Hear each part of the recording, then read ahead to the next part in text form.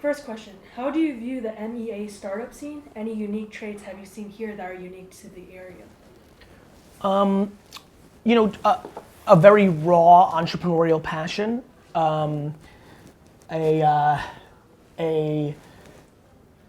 What's unique is what's unique in every startup scene, whether it's Asia, whether it's the difference between Silicon Valley and New York City, whether it, there's cultural norms, who you raise money from, what's the proper respect path to get that money. There's a much looser environment in the US than there is in where I was from, the former Soviet Union or the, Arabic-centric nations or Asia. So there's cultural norms, but I don't factor those things in.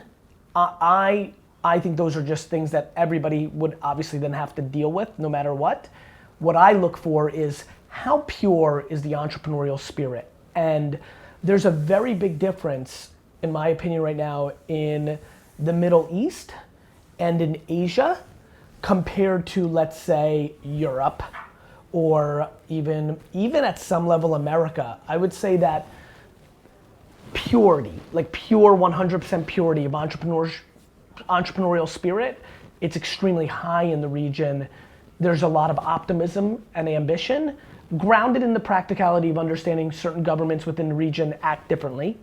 But there is a lot of spirit, and I think a lot of underlining anxiety and optimism around the parents and the tradition.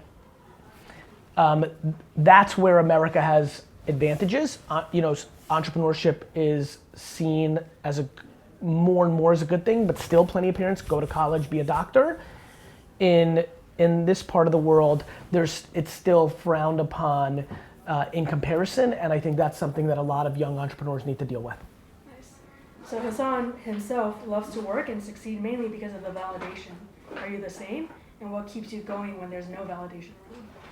I think that's really right. And I think for me, the validation is progress both in win and loss. To me, validation actually comes when I have an idea and it flops. That's, to me, the mindset of somebody who truly loves their process. I think when we hear the term validation, we think of it as a positive reinforcement. And maybe I'm even using the word wrong. I may even argue a result is what drives me. I love the idea that something starts in my head, sometimes then it manifests in me doing something, and then it's either binary, it's good or not good. And I like that process tremendously, and it drives me, and it's what I associate with being a real, truly purebred entrepreneur. Like, all that is what matters. Everything else is disproportionately secondary. The positive reinforcement, the accolades, the money, just secondary to being able to do that. And everybody in the world who's an employee doesn't have that complete blank canvas. There's another variable in there, which is, can I get my boss to approve this? And then what will it look like? Because as an employee, I can't have that become exactly the way. Everything I do at least has the chance to be exactly the way it is in my head. Maybe me and my team don't execute it that way, but that freedom, that blank canvas, that's my oxygen. That's a really good one. Yeah, it is. How important is it making peace with who you are when you become too successful? I think it's important when you're not successful, when you're successful, in between. The quicker one is self-aware and is in love with their strengths and their shortcomings, the quicker they're gonna have a happy life and most likely be successful in their entrepreneurial ventures, because speed is required as a pillar of entrepreneurial success, in my opinion. And when you're not weighted with doubt or anxiety, you can go much faster. Is it truly the age of the middleman, which means outsourcing? Or is there still room for cost saving by bringing in more functions in-house? Well, I'm an in-house kind of guy. You know this, and everybody like around me knows this. We carry way more people on our team than we need to. There's a lot of things we do that I think inherently we all know we could outsource.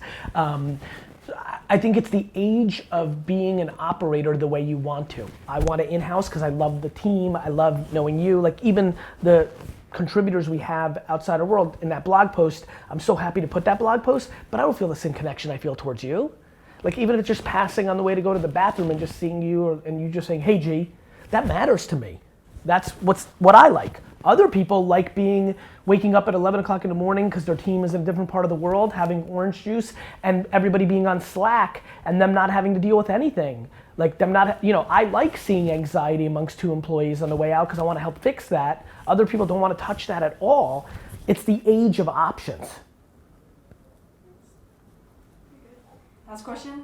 What's one thing you're dying to do when you come visit Egypt? So I hold you to it when you come visit.